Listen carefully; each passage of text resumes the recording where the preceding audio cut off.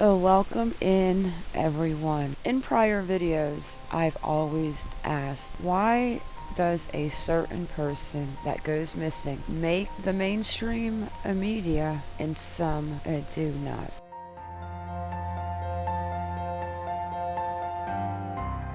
I found a very interesting article and a study. What category are we in? And with that, let's get into it.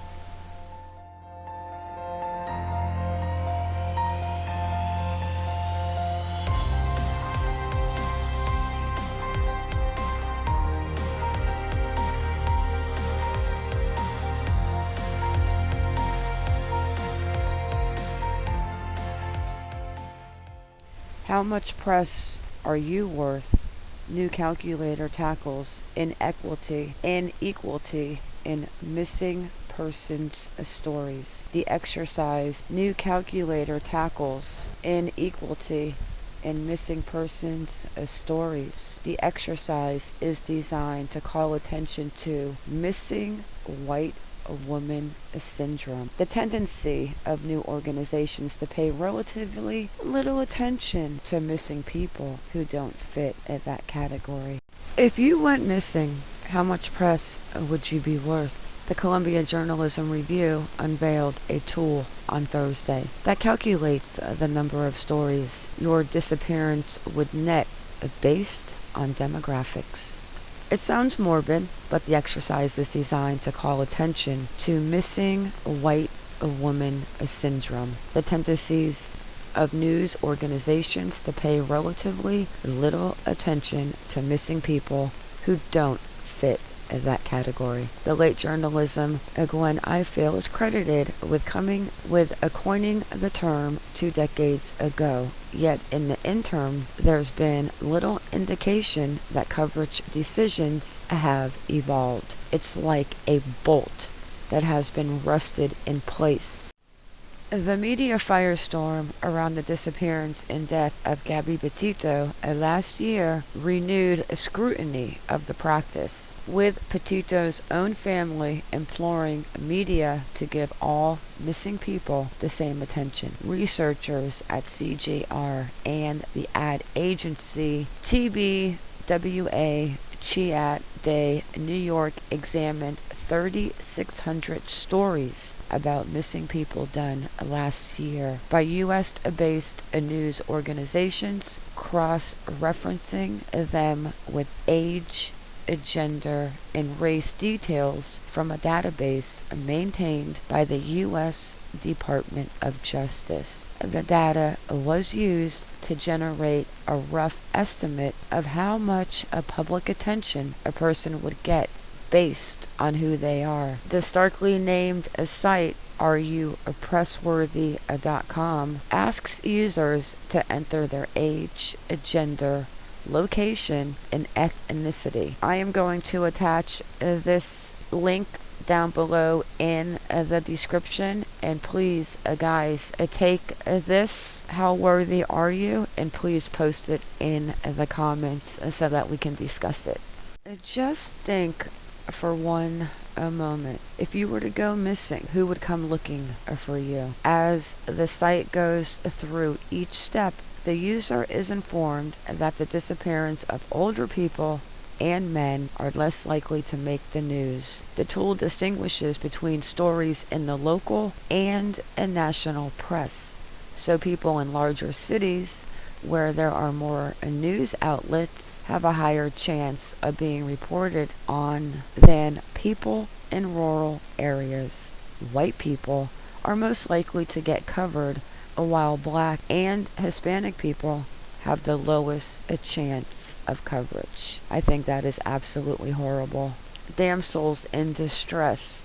Whenever a missing person breaks into the news on a continuing basis, she will be an attractive white girl or young woman. reluctant to talk about it, but there are more who do not shrink from calling it racism or sexism. About 38% of the people who go missing in the United States are black, more than double the percentage of black people in the general population, the Black and Missing Foundation says. Black people accounted for 22% of the missing people in the data examined by CJR, and just 13% of the news stories. White people, who made up 47% of the missing person cases, were featured in 70% of the stories. According to the calculator, the disappearance of a 22-year-old white woman in New York would generate 67 stories. If she were 3 years older, that number would drop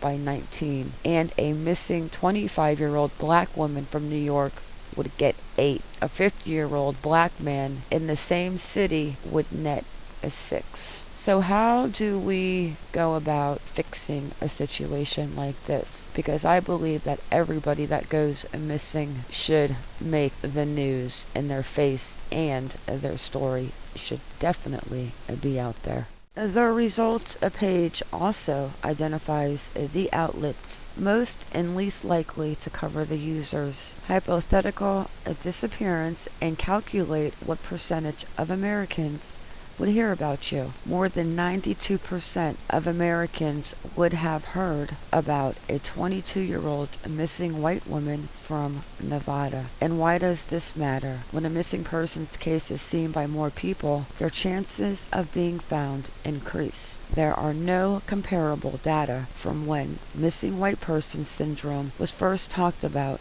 2 decades ago. We have to place a spotlight on the way that the media functions, in the way in which we devalue, inadvertently or not, the lives of people that we are supposed to cover. Implicit bias is party to blame, along with a lack of diversity among journalists in decision-making roles and hard-to-break habits. There's clearly an imbalance. What needs to happen is the playing field should be leveled.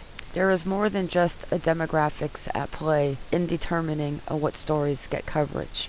The media also gravitates to stories where there are plenty of photos and videos available of the victim, like in Petito's case, and a family member willing to be an on-camera spokesperson. Those things make a journalist's jobs easier. Summarily, authorities need to take a close look at how situations are characterized. Sometimes people are too characterized as runaways and thus are not included in stories about missing children. CJR has made similar efforts to call attention to disinformation and coverage of climate control and issues surrounding guns. In hope their newest online tool will attract attention on social media, particularly among news consumers who might then put pressure on their local news outlets to keep the issue in mind.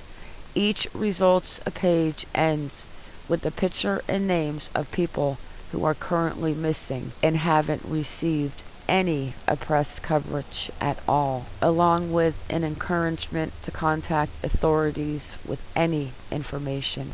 It's one of the reasons why CJR exists, because we do have the attention of the news industry, and we need to use it to point out the problems.